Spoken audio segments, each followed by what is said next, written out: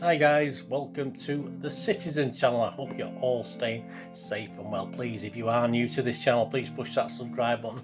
We do everything City, past and present here on these little vlogs, so I do try and inform and entertain, and there's some links on screen as well for Facebook and Twitter where I do post loads of City stuff. So if you follow a friend me on there, I do check every few days and follow and friend everyone back. And if you do get a chance, please have a check out my film and TV channel as well, which I try and inform and entertain on there, and all the latest films and TV drama here in the UK and from around the world. So if you can check that out, that will be fantastic. Anyway, hope you enjoy today's feature.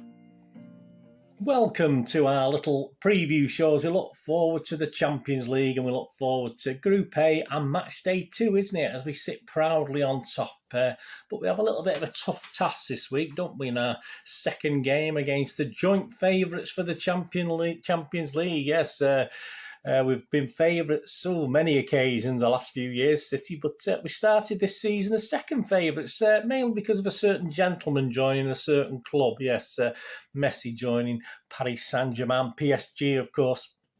So obviously we started as second favourites, although I can tell you now, before we continue this, as we approach this game, we're sort of joint favourites now, both PSG and City. So obviously the bookies and the people putting the bets have been quite impressed with City, and obviously have put us up there jointly with PSG, whether they got Messi or not. So there you go. So this is going to take place on the 28th of September 2021 at 8 p.m. kickoff at the Parc des Princes, Parc des Princes, whatever it is, whatever we call it over there. So please, let's have a look. I'll be trying to predict our starting 11 based off, obviously, after that wonderful result at Chelsea. There may be, in my mind, are probably about 5 or 6 changes for this one.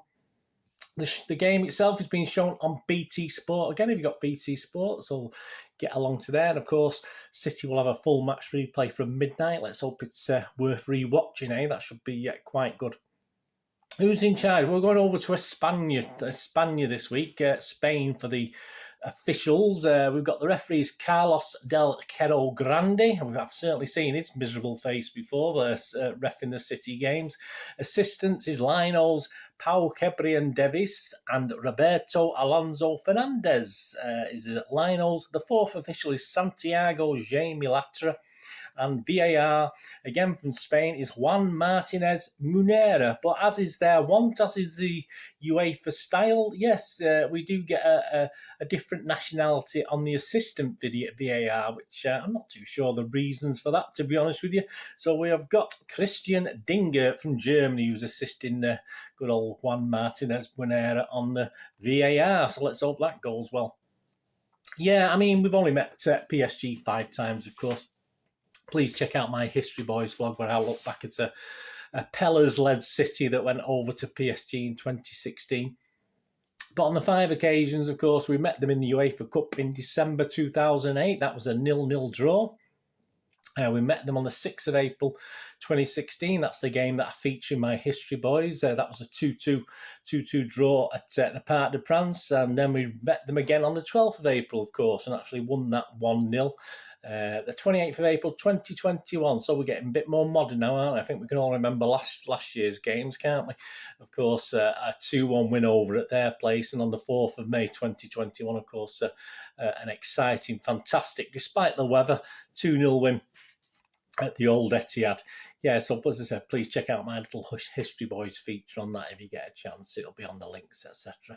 Right, the odds, yeah. Again, I have an odds show as well, so check that out if you're interested on the odds and any value on this game. And when the tight games like this, you can sort of pick up some value as well, so check out that. But the odds just to win this match, City is 7-5, best price. PSG 9-5, so City are favourites to win this, and the draw is 13-5, which is certainly an interesting one for me. So as I said, please check out my little more in-depth odds analysis, and it gives not just statistics and prices. I give you reasons for stuff as well, so please check that out if you get a chance. Right, PSG, how are they doing? Well, they're doing pretty well actually.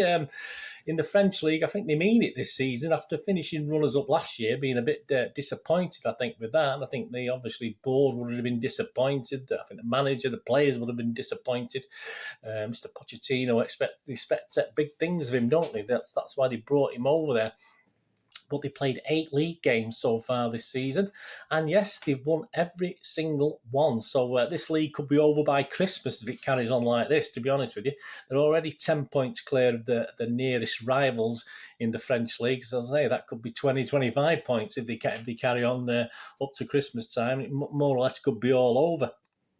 Of course, Messi is just one of a handful of experienced additions to the squad this summer. Obviously, he's the headliner, of course he is, but they made some other little additions which has improved the team overall as well. And as I said, they were firm favourites to win the Champions League at the outset before game one, but obviously things changed, don't they? Obviously, before a UEFA ball was kicked, they were firm favourites, but firm favourites, slight favourites over and above City, which obviously that's our normal position, isn't it, at the start of the Champions League season at the moment. But that's a superb display. I think you can put it down to the keeper, some great defending, but we didn't play too badly overall. Bruges did a great little job over at their place. They held a mighty PSG to a 1-1 draw on match day 1. So obviously that's put a little bit of doubt, doubt into the bookies' minds, never mind just the pundits, me and you and the people watching on the telly, etc. So there you go. They beat Montpellier on Saturday, as I'm recording this, Saturday evening, the day we beat Chelsea. They played Montpellier in the evening. Not the most fluid display from PSG. Perhaps City was on the minds, I don't know, or they were saving themselves. I'm not too sure. Obviously got a little bit less time to recover, but at least they don't have to travel, do they? So that's one benefit. Neymar and Mbappe in particular didn't gel very well. I mean, obviously Messi's still struggling with his little injury. I think Pochettino's quite confident that he will play in this City game, but it'd be interesting to see whether he's. I don't think they have to get desperate. They don't, stick him on the bench. I mean, if it was for us, I would sort of be saying, well, don't rush him back, But perhaps they are a bit desperate, and Pochettino's a little bit desperate to get some out of this. But as I said, against Montpellier, Neymar and Mbappe didn't gel very, very well.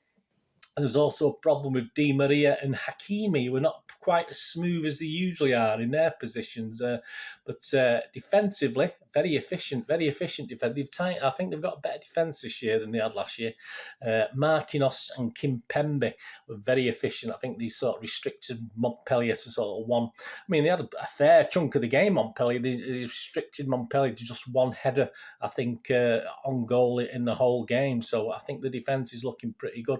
So a workmanlike performance, let's call it, from PSG to give them their 8th consecutive win in the French league. So interesting PSG. As I say, I think if you look on paper, it looks as though they've got a better team than last season. Let's face it, we're reasonably comfortable, weren't we, over the 2 legs? It wasn't that long ago, obviously only a few months ago now. But I think they've got a better team this year. Whether they're gelling quite yet, well, 8 wins on the trot sort of says they are, doesn't it? So it will be an interesting battle for City to take on. It'll be interesting to see how we play it and what sort of team we put out, won't it? So that brings us on to City, of course, doesn't it? I mean, we are in the position now after that Chelsea game. We could possibly rest players after that great win at Bridge. And not just rest them, because I think some of them will be absolutely knackered, the work they put in against Chelsea, to be honest with you. So they probably do need the rest. And let's be honest about it. I mean, most people now are saying we're not bothered if we get beaten this. I mean, of the 3 games, of course, it was always going to be the one that we could probably get away with of the Chelsea, PSG and Liverpool games, the one we could get away with getting beaten. But, of course, a draw's got to be the minimum, hasn't it? We've got it. I mean, is that what we want, or are we going to be happy with the defeat? I mean, we've got a bit of a hoodoo sign over PSG, of course. They've never beaten us yet. All right, we've only played 5 times. But is this going to be the one where that's going to end? PSG are going to get their first victory? But do we need to keep the momentum? Do we need to keep the momentum up before that trip to Anfield? It'd be lovely, wouldn't it? But if he's going to pull 5 or 6 of that team out that played at weekend, he's going to put some players in that perhaps not quite at it, not quite in form, isn't he? So it is a bit of a worry. But generally, as a team, I think confidence will be high. And if it is a loss, it won't pop the bubble, but obviously it might just make it a little bit harder when we get to Anfield. So I think it all depends on what Pep plays. There's no way Pep is going to play the same 11, is he? Let's be honest about it. He's going to mess around with it and change it. There's got to be certain key players that perhaps I won't say it didn't work as hard, but perhaps didn't show up as much in the game against Chelsea. I think everyone worked significantly against Chelsea and brilliantly all over the pitch, So, yeah, it'd be interesting. This is my City 11 anyway. Please let me know what you think. You're thinking if you do your 11. Let me put it down and let me have a look at it as well. Or if you agree with me with any alterations, just put them in. Just put them in the comments below. But I'm going to go that he's going to rest Cancelo. I'm going to go that Diaz and Rodri, KDB, Grealish, Bernardo and Jesus are all going to be rested from that game against Chelsea. Now, that's seven. That's 7 players. Is there any of those that could play? Probably Diaz. He's a monster, isn't he? Let's be honest about it. Diaz could probably do it. The style of play Rodri does, I think he could probably do it as well. But we do have an ideal replacement, don't we, for Rodri? Had a cracking game against PSG, obviously in the semi-final last season. But yeah, I think Grealish, I think Bernardo needs a rest. I think Jesus needs a rest just to recover from the bruises he got from a certain player on Chelsea's ranks. But so anyway, I've put them in as rested. I'm not saying they're all going to be rested, and a couple of them perhaps could play. But my starting 11 for City, here we go. And I'm not going to say all these guys are on form, but I think based on the fact it's the Champions League, a couple of these players perhaps perform a little bit better in the Champions League. I'm going to go with Ederson in goal. I mean, it wouldn't surprise me if Stefan was in, to be honest with you, just to give Ederson. I mean, he had a great game against Chelsea. Didn't have much to do, but what he did do is brave and bold, obviously. And then I've put Walker in. I thought Walker perhaps wasn't as obvious against Chelsea as he could have been. So I think he's still quite capable of performing in this game and then still turning out at Anfield. And the same with Laporte. He's only just come back, hasn't he? So in theory, he could need a rest after that game back at Chelsea, because I think definitely he wants to play Laporte at Anfield alongside Diaz. But I put Laporte in, and of course Stones was on the bench. So if Stones was on the bench, he must be fit enough to play. So I don't see anything but Stones starting. And of course, Zinchenko's always sort of one of the preferred ones for the European games. He seems to sort of play okay in them. So I think there's no doubt that Zinchenko will slot in there. As I said, Rodri could possibly do it, but I mean, Ferner's there, isn't he? Which other games is he going to play Ferner in? He doesn't play him in this game, so I can put Fernandinho in there. Gundogan, again, is usually very, very good in these European games, so he's in. Obviously, another Foden. I thought Foden worked really hard up front for City, more or less a false 9, wasn't he, or whatever position he was asked to play. But I think he's perhaps got a little bit more energy. And as I say, he's been out through injury, so he should have plenty of energy to burn. So I don't see why Foden shouldn't play. And of course, you've got to go Mahrez, haven't you? Of course, in the European games, Mahrez has got to be there. And I think Torres will get another chance. And the other one, obviously, who probably doesn't deserve a chance, but again, when's he going to play otherwise? Sterling in the team. So my 11, Ederson, Walker, Laporte, Stones, Zinchenko, Ferner, Gundogan, Foden, Mahrez, Torres and Sterling. Not the best team we could pick, but it is a team perhaps we could pick just for this game. Let me know what you think anyway. I think I've tried to think of my little reasoning behind those, but is that team good enough to beat PSG? I'm not sure.